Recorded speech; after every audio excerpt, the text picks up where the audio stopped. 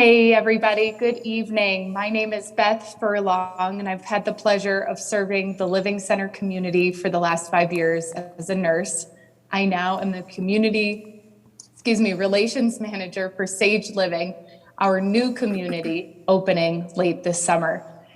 You've been with us on a journey. The first two virtual presentations we held, our first highlighting the power of music therapy with Hillary Camino, our second featuring Connie Hansen and connecting with community. Now tonight you'll hear about our robust art program. We're so blessed to have two wonderful experts on our team, Billy Pate and Jen McNaughton. I'm going to introduce Jen first. Jen has been an incredible asset to our team. She's currently a social work intern student preparing for her master's degree in social work. And we're just so blessed to have her, especially in light of COVID. She really comes at art from a unique perspective, understanding many of the emotions that our residents are experiencing. She herself, of course, is a local maker and artist and really brings an incredible presence to the Living Center. So we're excited to have her tonight. She will highlight some of the stories that have really moved her while working with residents and art in the current Living Center. And then as well tonight, we will have Billy Pate. Billy Pate is the Director of Outreach for the Art Association of Jackson Hole. Our history with Billy started back in 2017 when she really took our art program to that next level. It went from just being something to fill time to truly being a meaningful, engaging program where she infuses a lot of her art therapy background. Billy holds a bachelor's of art, a master's in counseling, and is currently working on her PhD in art therapy. So we're very excited to have these two, this dynamo. The two of these ladies for the Art Association impressively worked with over 80 community groups when they were doing art together through the Art Association. And Billy now works with the schools, she works with community entry services, and just a variety of groups. So we're very excited to have her talent here at the Living Center, and of course, look forward to expanding her program in Sage Living. You'll also hear from the Sage Living Art Committee this evening, just an incredible group of individuals who have been working for years, truly, to select artwork, select artists, and pieces to beautify our new home. So with that, I will hand it over to Billy. All right. Well, we're happy to be here. Jen and I are thrilled to be able to work together and just sit down and talk about what we do and what inspired us several years ago. The Art Association was able to open the doors on expanding the outreach program of getting these programs and the ability to address art into programs that really weren't getting it. We know the schools get it. We know that there's a variety of different areas that were needing it. So we dove into that, and we knew that there was instruction going on, there was programs going on, and we realized that there was a way to take my skills as an art therapist and expand it and see if we could grow it and see if we could truly make an impact. So we wanted to talk a little bit about what the difference is. We get this question all the time. Even today in the classroom, I ran into that where the kids were, they're set on this instruction, but they also, some of them know me as their art therapist. And so it was fun to talk about it. So from an art instruction side, you're coming in with a plan, and you're gonna have a direct outcome. The outcome, you're gonna get results. You can follow point A to point B to point C and know that most of the time you're gonna get there. And it can be from all ages, all different types of mediums that you wanna use. But for art therapy, you gotta be a little more organic. You're gonna dive into a relationship first. You wanna find out who you're working with, what type of maybe things that they might be dealing with, and find things that they might love, because that's gonna open the doors so that you can bring in art in a less intimidating way that makes them feel really safe and supported.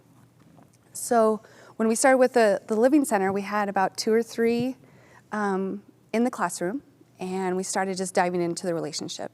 Jen would go around and start going down the hallway and inviting encouraging, and talking about it being an art class, but it also being a social time. We would bring coffee, cookies, whatever we could do, play music, to get them into the atmosphere and show that it's a very social time, but also that we're going to learn something and that it's not scary, it's not intimidating. But the way we did that, how we broke down that barrier, was the relationship and then finding things that they loved. So you can see right there on the slide show that Mary, who is in purple, it is her favorite color, literally her favorite color, and every single piece of artwork, it is purple, and it was wonderful. But at first, she wouldn't do any art. She didn't want anything to do with it. She wanted to be there, but she wanted to play her crossword. She wanted to be at the table, she wanted to socialize, but there was no art, and it was a hard no. And then we started finding out what she liked, and I would just put things down in front of her gently without pushing. And pretty soon she's doing art. We have another gentleman that's in that picture named Ken.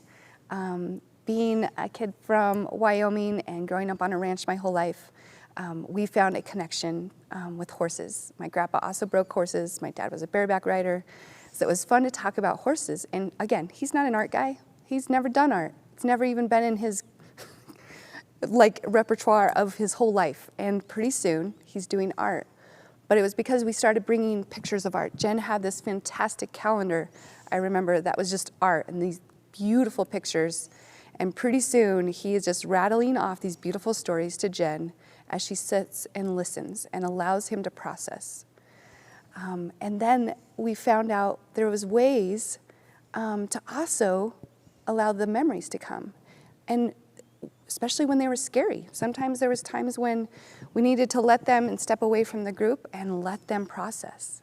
So art therapy has a lot of different ways. It can be a way of an expression. It can help you feel different emotions that maybe are stuck. It can help you process things that maybe you didn't even know you needed to process.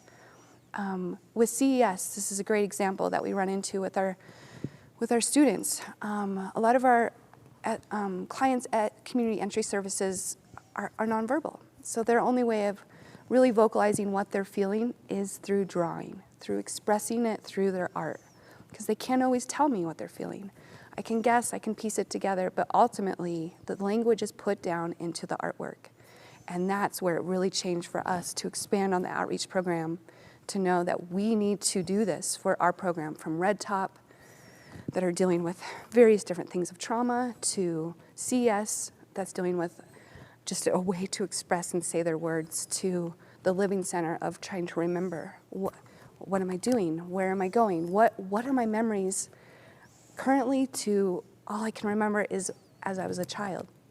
So we wanted to really grow that, bring in supplies, bring in opportunity, team up with our community with different aspects that we could, and we've done that. And then the therapy ended up just expanding from 2 to 3 people to 16 to 22. We were running out of room. We couldn't fit everyone in our little lunch area. So we're really excited about what our next step will be at the Sage Living Center. But then that leads us into what we wanted to talk about. Oh man, she's so cute. That's Mary that I was talking about with purple. And we had an art show also several times. And we challenged them to really show their artwork and expand on that. And that is another thing that we'll address here in a little bit on Larita's story of how we took just an art instruction to the next level of art therapy and being able to process and have feelings that they didn't even know that they could feel at this time at the Living Center. With the art versus the therapy, we wanted to just talk about a little bit before we transition into Larita's story of a little bit like Red Top, impact we were seeing there. At some of the other organizations that we've worked with besides the Living Center, we've seen a lot of growth, including like Teton Youth and Family Services, for example,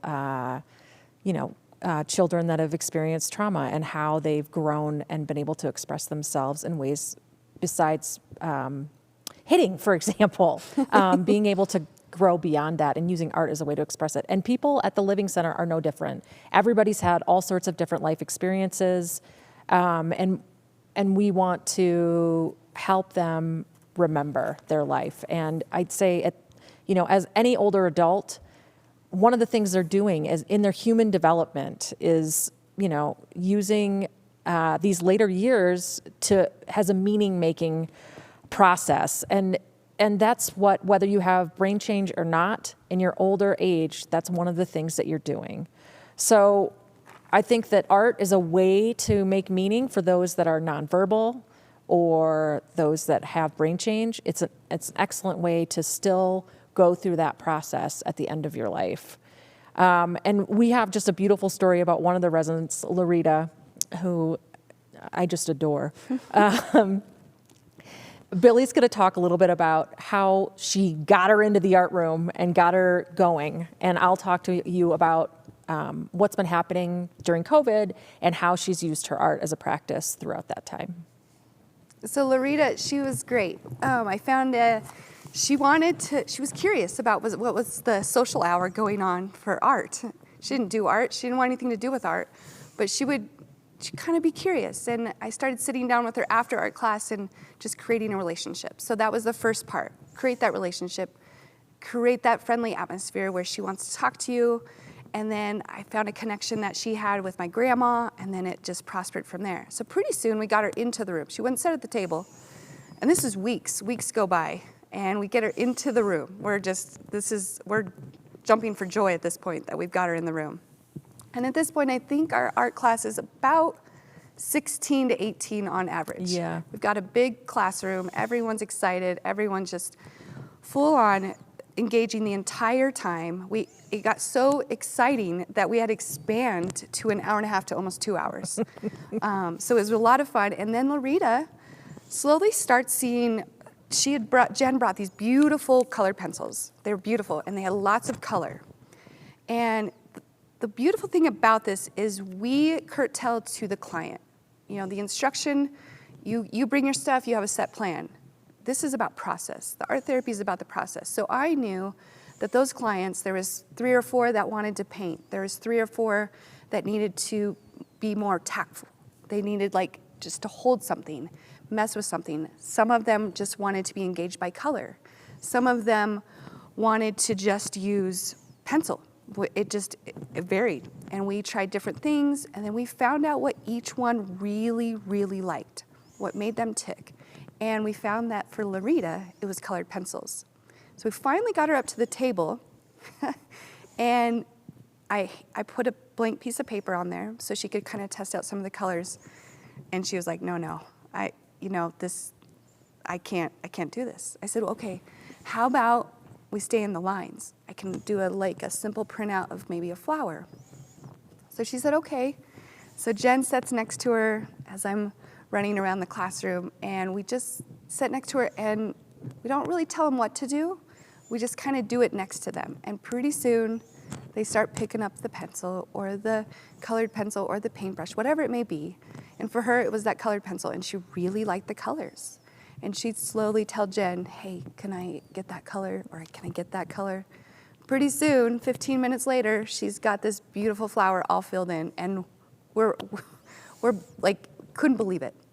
And she wouldn't let me show anyone, of course. There was no way that was gonna happen. And part of helping our clients process is we hold up the artwork. We allow them to be proud of themselves, which we find is really, really important on building confidence. Because at this point, when your memory is starting to fade and you're just trying to connect things daily, we want to build their confidence. We want to fill their hearts up with happiness. So the way we do it is by showing their artwork to each other, and then we display it up on the wall for the whole week until the next art class. Well, that took us about, I think, 6 weeks for me to get Larita to allow me to even show the other classroom, but it was to the help of someone sitting next to her that looks over and just absolutely adores what she just did in her artwork and is wowed. And she goes, okay, I think I'm proud of myself on this one. And that was the first time she said she's ever been proud of herself. So as we showed it, it was beautiful. It was these intricate, beautiful flowers, never went outside the line. She was amazing. We hold it up. She knows how to pick the right colors to show contrast. and they are beside themselves. The whole class, they're even clapping and just like so happy. And that little happy face on Loretta, her heart was so full. It then has progressed to where she's doing it daily. Yeah. And once COVID shut us down and I couldn't go in, Jen was able to continue that process with her. Well, Loretta continued that process. I would say her drive and willingness to find her voice and make choices for herself was something she didn't always have in her life. And having that, using art and music as well as a way to show herself and make choices and begin to open up as a person to the people at the Living Center was really amazing.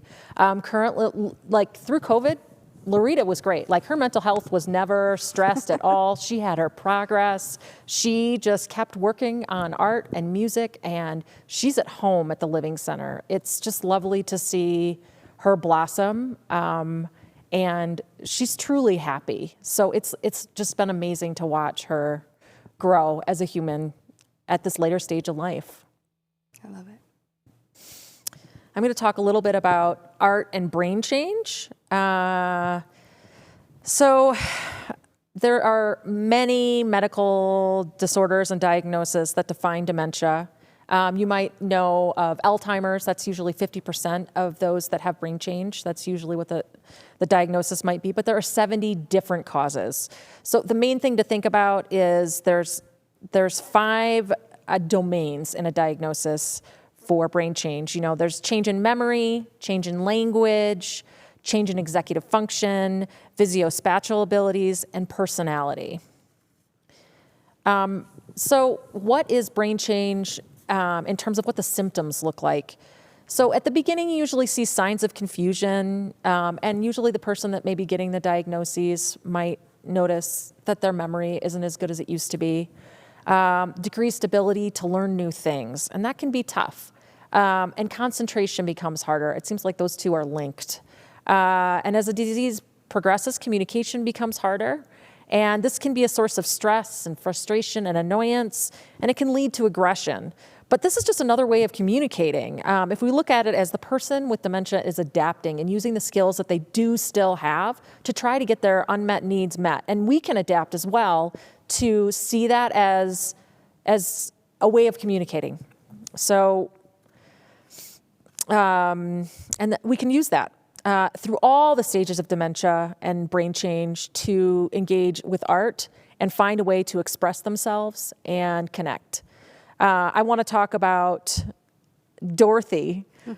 She's a newer resident at the Living Center, and she moved in during COVID. She had to move in without the help of her family. Her family had to drop her belongings at the door, and then we had to bring them in to keep everyone safe, including Dorothy.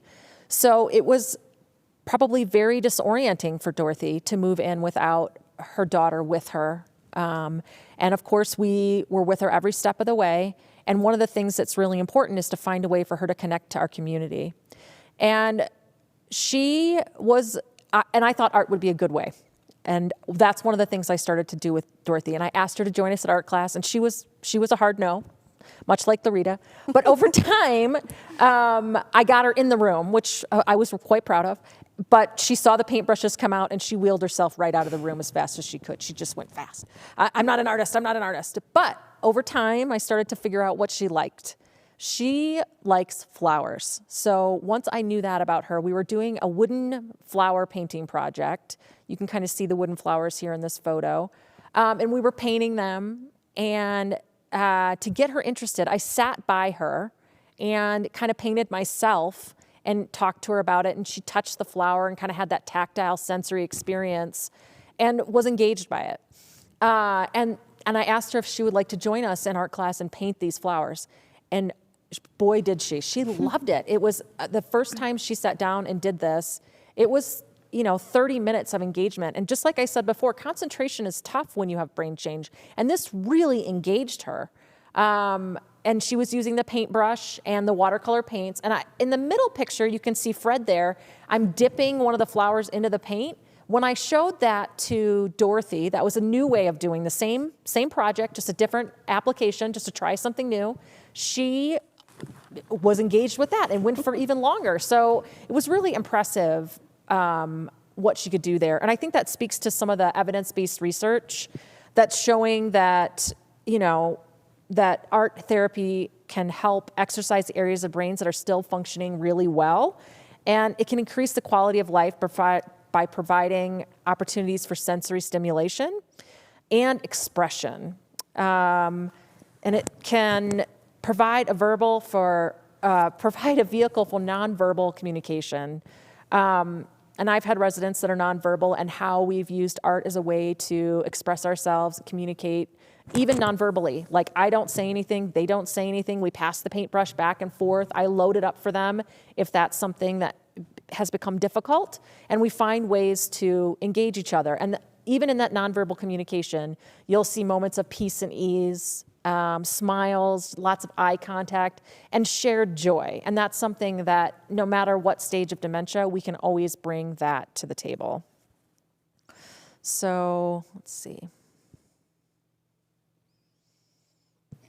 Thanks, Jen and Billy, for sharing those stories, and special thanks to Larita and Dorothy and their families for allowing us to share their stories.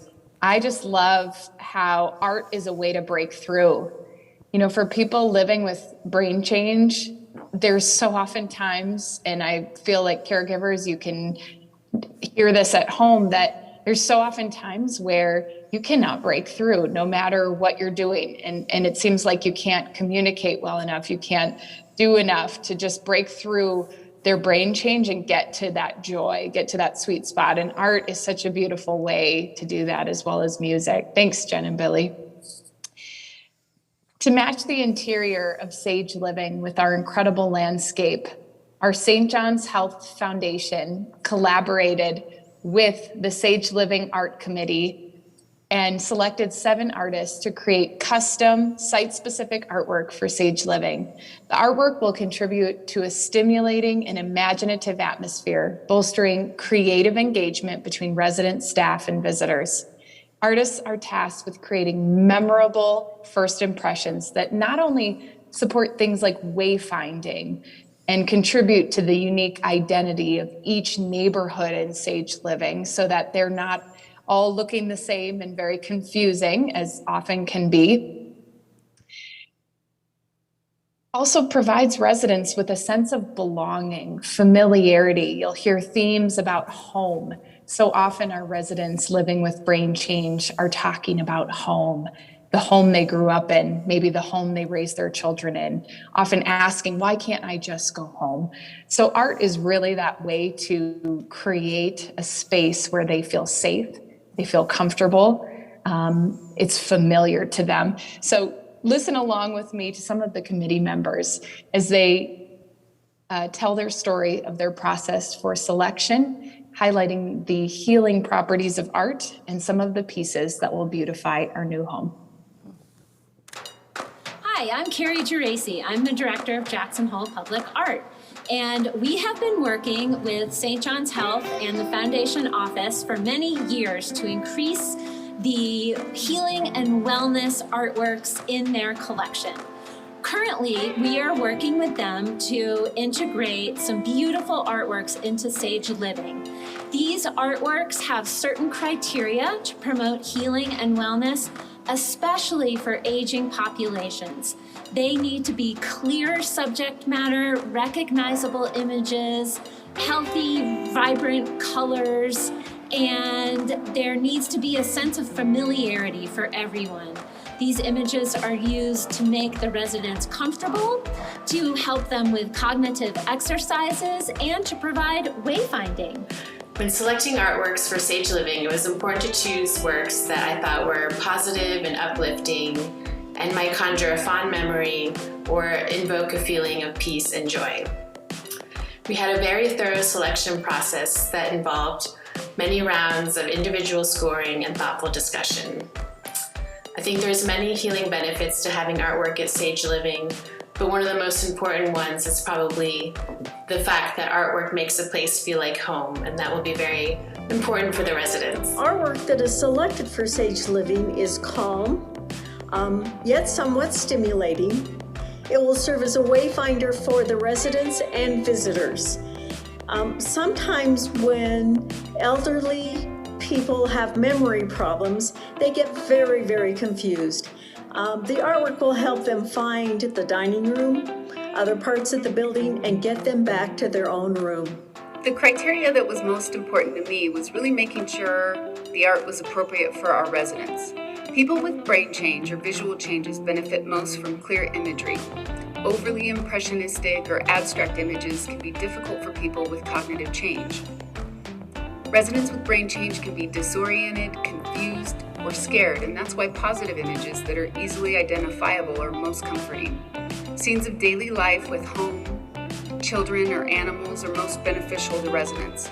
We also look for images that can spark memories or nostalgia. It can be fun to talk to residents about memories that can be associated with images.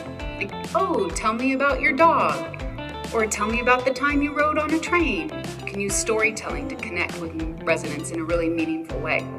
I think that the community, when they see this new building and get inside and see the beautiful artwork and understand why the art is invaluable to Sage Living, they will be proud.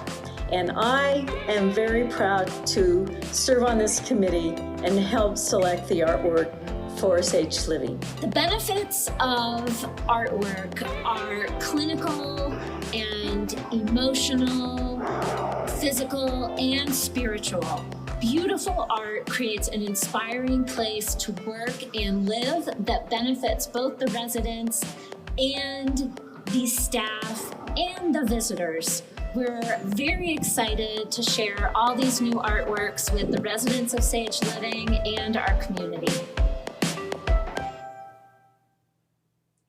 Thank you, Sage Living Art Committee, for your staggering work over the last several years to create a home that is wonderful. I mean, if you think about moving into a community that's brand new, you certainly want it to be beautiful and filled with beautiful art. Thank you so much. You'll see some renderings here on the next slide. To the left is a dining room upstairs on our second level in one of our skilled nursing neighborhoods. And it just gives you an idea of where art can be. There are so many wonderful communal spaces where art exists in Sage Living that we're just really looking forward to helping residents, not only create the own identity of their room, but really, like the Sage Living Art Committee members were saying, wayfinding is so important, conversational pieces. Just very excited about that. To the right there is at the end of one of the neighborhoods, there's a nice family sitting room. So just a great opportunity to, as the generations of a family come into the Living Center to visit their loved one, beautiful way to start a conversation, especially when you're not sure what to talk about. Just again, thank you for all the great work that everyone's been doing.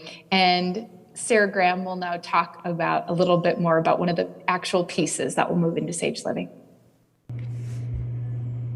And one more thing, I love every single piece of work that has been selected for Sage Living. It would be impossible to pick a favorite, but I will say I'm especially looking forward to Wendell's piece for the memory care. It's a scene of Kelly life, and I think it will prompt a lot of conversation and chances for interaction with residents. There's multiple little scenes in the painting, and I think there'll be something new to discuss every time, and it will just be a great way to spend some time with people chatting over art. Thanks, Sarah. Thanks, everybody on the committee. Blair Christie, the foundation, thank you so, so much. Again, there's so many wonderful spaces in Sage Living. Here we have another rendering.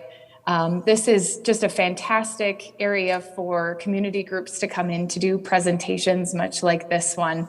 We envision this space to also host some art and some art talks. Looking forward to Sage Living, we really, really look forward to opening our doors to you, the community, and especially doing an art tour. We know many of you are very interested in the art selected for Sage Living, so we will look forward to sending you more information on when you can come in and we can have an art open house. So you can have a sneak preview. And again, just thank you everyone from the foundation to the Art Association, Jen, Billy, the art committee. It truly, truly takes a village. The Center for the Arts, who's hosting us today, thank you for supporting this community and the aging adults in our community. To learn more, to join our interest list or our Founders Club, please look at our website, sageliving.health, and just looking forward to connecting with you again as we embrace aging. Thanks, everybody. Have a great evening.